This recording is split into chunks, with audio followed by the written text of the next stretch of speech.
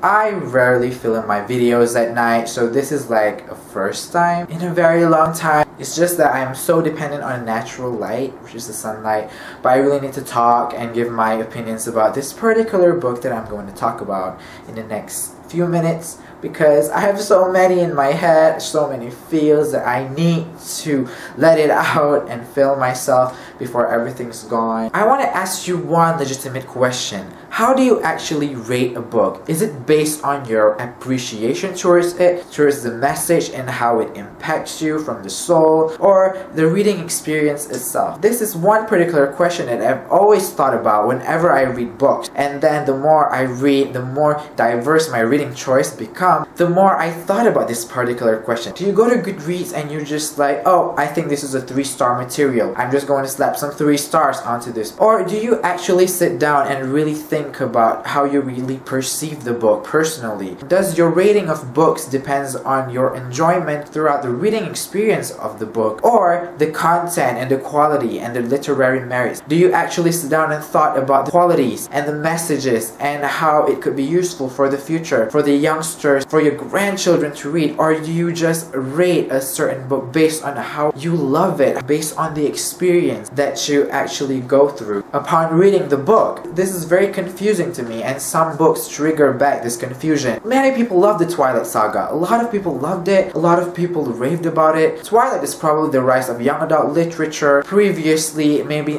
not many people discovered reading or thought reading would be fun, but there's one time back in 2005 where there are a group of teenagers discovered this delicious, addictive book about vampire that is bloodthirsty, fall in love with a human being, and then the love become reckless. Though there are many critics that slams Twilight with negativity and criticisms, these young people growing up and still loving books appreciate Twilight as is because Twilight brought them into reading. No matter how much the professionals and literary enthusiasts are against it for its themes, the young people still love it, still appreciate it, still thought about it, still talk about it, fastly hold on to that love for so many years as they grow up into adults. But did that stop people from loving it? I don't think so. They still enjoy the reading experience, they would still appreciate Twilight. And then there are books that we learn in literature classes that could be boring at some point, but then as you finish the book, you understand why you need to study that particular literature. You understand how the messages that the authors imply could impact the future. You understand that in 100 years coming, people will still study these philosophies, the theories that is developed by the authors, and you understand how prevalent and imperative the creative work was. Even though along the ways as you read the book, you don't really enjoy the experience. You want to put it down so bad, you want to close it, the experience could be so dark, it could be very painful, but as you finish it, it has meaning to you. It changes your life, it changes the way you look at things. It made you think of things that you rarely thought about before. And even though reading through the story was not a flowery experience for you, you still appreciate it as is because of the meaning and the impact that it has given you. So what's up YouTube? You're with me again for another book review, and today I'm reviewing We Are the Ants by Shaun Hutchinson. Reading this book in particular, I was brought into thinking this question again and again. If you were to ask me if I enjoy the book, that will be a hard question to answer because I didn't particularly enjoy it. This is definitely not a light read. It deals with heavy issues. It deals with suicide, grief, family, assault, bullying, sex. Reading it was very tough because we had a main character that had such crappy life, and you have to go through his journey having his burden on top of your shoulders so vividly. So if you ask me if I enjoy this book, probably I would say I did not enjoy it. The reading experience was anguish, it was agonizing, it was hard to go through what the characters go through. It was hard to see in his point of view how hard life could be. It's very hard to actually remind yourself that there are people out there that is living in such shitty situations to the point that they don't find value and worth in life anymore. Knowing back about these things, especially if you're in a privileged position where you are not to say happy per se, but you are living a kind of an average life where you are free from huge issues. But then again, reality check is necessary. When you read such books, you are reminded of these things that some people are still going through these issues. And after closing this book, I understand it has a lot of messages, it has a lot of value values. It is very meaningful, and I could see how such literature could change someone else's life. This book is basically tough love. It was hard reading through it, but you understand why it's basically good for the way it changes your perspective on things. So you have to appreciate it. You have to credit this book. If I were to rate this book based on the impact that it has given me,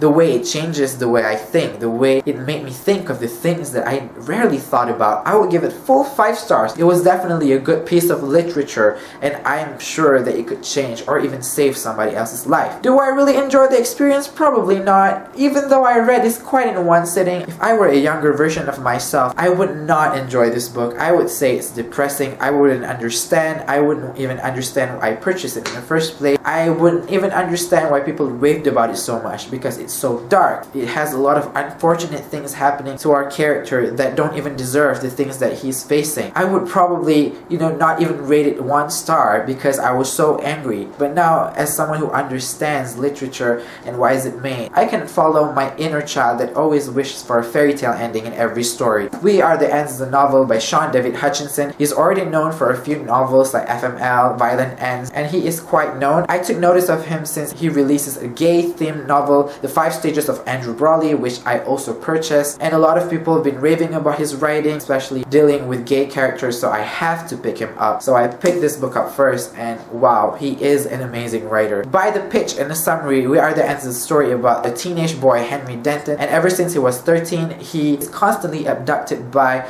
these strange aliens, creatures up to the UFO thingy. But apart from that, Henry Denton lives in such a shithole. He has such a crappy life. Back from his house to his school, the way his friends treated him. At home, he lives with a mother that smokes cigarettes and is a heavy drinker that sort of loses hope after his father abandoned the family. He is also made to believe by his asshole brother that his father left him, not the whole family. Henry also has to deal with a grandmother that lives in their house who also suffers Alzheimer, that gradually loses her memories. And those are just the appetizers, not even the main course. His boyfriend committed suicide, and in fact, through almost the whole book is about him grieving, could not get over his boyfriend's death, and it was so painful to read. The deal with the aliens' abduction is that the aliens sort of give him power to press a red button, and by pressing the red button, Henry could save the world from a huge distraction, or in simple words, the end of the world. He is given the chance to stop the world from ending in a specific date. So the whole book is his journey to find out whether the world is worth saving for him as well. Because if you read this book, you know how hope starts to lose from the way he sees life and how he sees the universe, and he is always in despair, and you know that he has every reason to just let the world end. I don't want to elaborate more about the book because it's so hard. I even find myself,